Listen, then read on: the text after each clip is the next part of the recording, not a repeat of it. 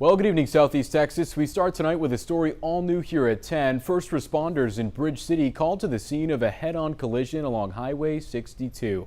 This happened around 5:30. Again, Highway 62 at West Hoo Hoo Road. DPS says a Toyota Highlander failed to yield taking a left turn. It led to this head-on crash, and the driver in the white pickup truck had to be extracted using the jaws of life. 3 people injured in this crash. They were taken to area hospitals. We know right now that at least 2 of them are in stable condition. DPS is investigating this crash, and traffic on Highway 62 has since been reopened.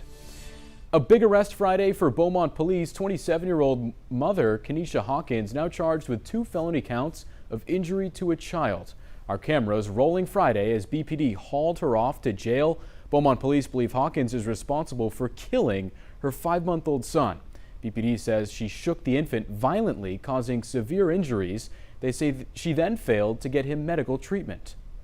The mechanism of injury is highly indicative of shaking the child so violently as to cause multiple fractures, severe eye injury, and brain injury. It also indicated that the child was abused in this manner on more than one occasion. Hawkins now has bonds totaling $1 million. That's the 2 combined first-degree felony charges. You can read more about this story on our website or the 12 News Now app. Also Friday, Beaumont police identified a woman who was found dead behind a building near downtown Beaumont. Police say 33-year-old Sinead Nelson's body was found in a bushy area near the intersection of Broadway and Oakland Street. BPD is now investigating her death as a homicide. Anyone with information is urged to contact Beaumont police.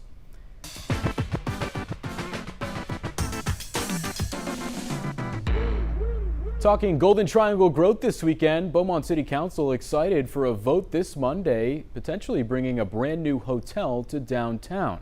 Downtown development has been a priority, bringing back Crockett Street, finding a buyer for the AT&T building, and trying to get the Battleship Texas to dock here at the Neches River. But with all those projects, they say there is a need for a hotel. Mayor Mouton says it's something that they've needed for decades, and this hotel would be a higher-end convention-style hotel. I believe it's going to be the spark that's going to draw the rest of these empty buildings to someone trying to get in and fill the rest of downtown. The mayor expects that vote on Monday to pass. Garfield LLC would then do a study to determine the feasibility of the hotel in downtown. This first initial phase would cost the city $40,000. Again, that vote scheduled for Monday. Turning to the storm trackers now for an update on your Southeast Texas forecast. Some showers expected tonight. As we take a look at the live view on our Roofing 911 Sky Cam network, 71 degrees out there right now in Beaumont. I'm in the Storm Tracker Center right now with meteorologist Kerry Cooper. You mentioned it in our early show that we're looking at some rain out there tonight. What's the latest on that? Well, quite a bit of rain up in the East Texas Lakes area. In fact, a flash flood warning in effect for northern Jasper and northwestern Tyler counties. They've had some 2 to 3 inch rains up there. In fact, let's take a look at radar. It's very warm and muggy. You've got temperatures in the 70s. No severe weather out there.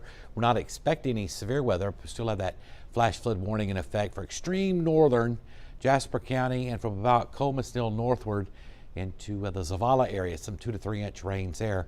Rains will continue on and off tonight for the lakes area. Eventually these showers and storms will move into the triangle as well. So take a look at futurecasts. We're looking at about 1 or 2 o'clock in the morning. Some showers and storms should get going in the triangle as well as that weak cold front works in from the north. We'll talk about that and some showers in the morning too in just a few minutes. Looking now at some historic things happening today in downtown Beaumont. The Jefferson County Historical Commission was holding a big ceremony on Pearl Street. They were dedicating a historical marker for William Hall, who's better known as Bill Hall. He worked with a list of famous recording artists, and he's well known for putting Beaumont's music industry on the map. Hall's widow was at the ceremony today. She says she's grateful for the recognition. I just want him to know that he loved what he did. He was very much a people person, and he encouraged. He was a mentor to many songwriters. That historical marker can be found on Pearl Street. It's down near the downtown library. It tells the whole journey in the music industry for Mr. Hall. You can also read more about his legacy on the 12 News website. The Tri-City Corvette Club getting in the holiday spirit today with a food drive, all for the pets. the Vets for Pets drive meant to support the Humane Society of Southeast Texas. And the Corvette Club says it's always a good time to give back. Life's been pretty good to us. Being able to own cars like this, so it's our time to give back. And when we stopped by earlier this afternoon, they had already collected more than 1,200 pounds of pet food. They were also taking in collars, leashes, and toys. 12 News is also giving back this Christmas, and we could use your help. All month long, if you visit a Kroger or Market Basket, you can make a donation to the Food Bank of Southeast Texas. Plus, this year, H-E-B is chipping in. They plan to match all online donations up to $10,000, so any cash donation will count as double. Big time stuff there. You can donate by going to 12newsnow.com/share, or it's easy as texting the word share to 409-838-1212. Turning now to the winter weather sweeping across the United States this weekend. Northern California seeing 4 inches of snowfall every hour. Tomorrow, parts of the Northeast could be seeing their first snowfall of the season. ABC's Chuck Siverstein has more.